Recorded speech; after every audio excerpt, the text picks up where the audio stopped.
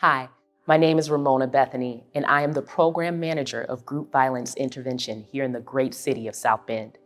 GVI. Now that's an acronym you may or may not be familiar with. I'd like to answer the question of what is GVI by introducing you to who is GVI. The GVI team will be releasing a series of videos to introduce you to some of the individuals behind the strategy. Our desire is to connect you to the people who have committed to keeping our city safe, alive, and free. As you view these videos and take in each story, I invite you to join us in our efforts to reduce gun violence in our city.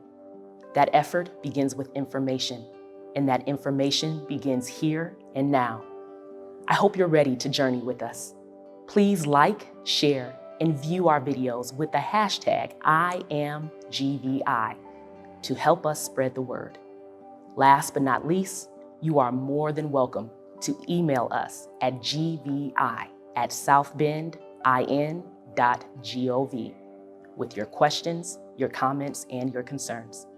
Again, my name is Ramona Bethany, and I can't wait for you to join me in this effort. Enjoy the videos, and let's stay safe together, South Bend. I had never wanted to be a police officer.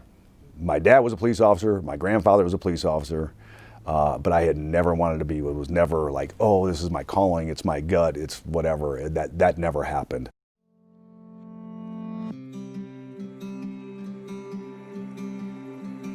My name is Scott Ruszkowski, and I'm from South Bend, Indiana. To my earliest remembrance, we lived on Indiana Avenue until I was about 10 years old. And at 10, we moved to just off of Wilbur Street, right by Measle Park. And that's where I grew up. That's where I played. Went to school, Oliver Kindergarten, and then I went to Our Lady, and then I went to Holy Cross, and then got out of that and right to LaSalle High School. What people don't know is I never went to college. And I didn't because I knew my parents couldn't afford it. At 17, I went to boot camp in the Navy. By 18, I was in Italy. Fast forward, I was in a motorcycle crash. I had knee surgery. I was doing some recouping, rehab.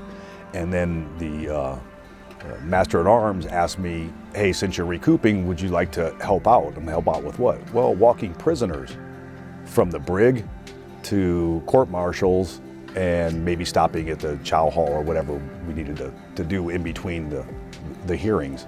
And then fast forward, my knees started getting better. They said, hey, you wanna do some patrol stuff on base? I'm like, okay, what does that entail? And they're like, well, we give you this, this, this, and this, and you sit in the car and you listen to your radio and we'll tell you what to do. I'm like, okay.